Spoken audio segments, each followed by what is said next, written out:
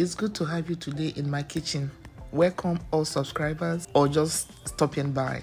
It is officially soup season. You want to stick around till the end of this video. Hen or hard chicken is what I'm going to be using for this recipe. This is because it withstands a lot of cooking. Soft chicken will not do it for you. So get your hard chicken or hen for the best flavors in this recipe. I like to start off by washing my cut up hen with lime and salt the way you're seeing me do. I normally let it soak for like 2 minutes, then I wash and rinse once or twice.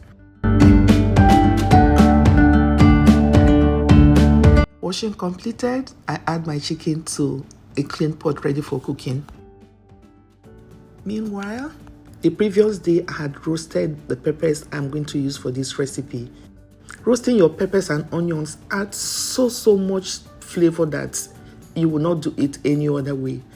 So I did this the previous day to shorten the cooking time. There is no tomato added in this recipe. You could add a little tomato to yours, but I use basically roasted bell peppers, roasted onions, and garlic. I also made use of habanero peppers for this recipe.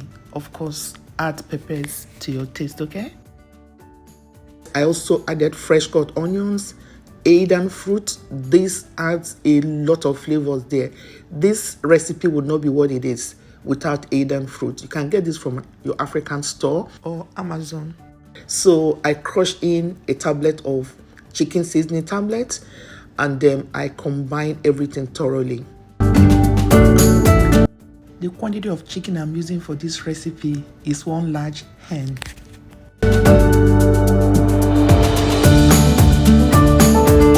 I also added salt to taste.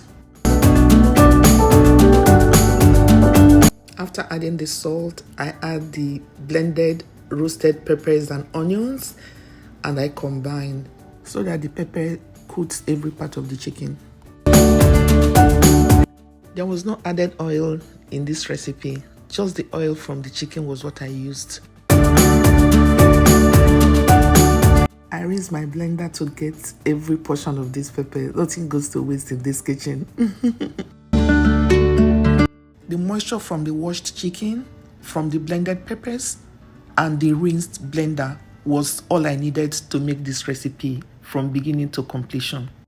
I also added 4 cloves of crushed garlic.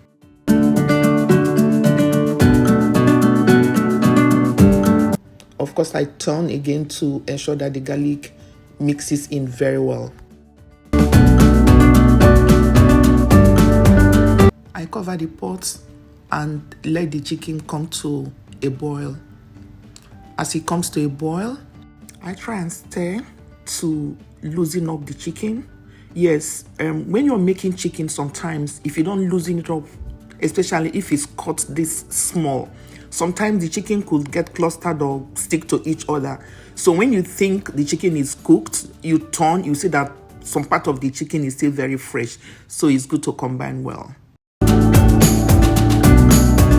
At this point, the chicken has boiled well, so I covered it and allow it to cook on low for 45 minutes to be sure that, it comes out really good, like fall off the bone good. As it boils, try to taste and correct any seasoning that you'd love to.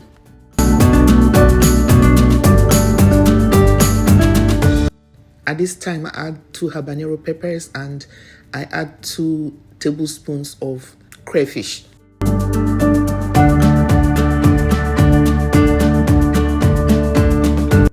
I stir to mix in the crayfish very well. The habanero will cook before the soup is ready. I go now to fetch this amazing spice. This is Nigerian scent leaves. If you don't have access to scent leaves, you could use your basil, which is readily available in most parts of the world. And this is just finishing up the cooking. The stove is turned off. The heat from the soup will wilt these scent leaves very well.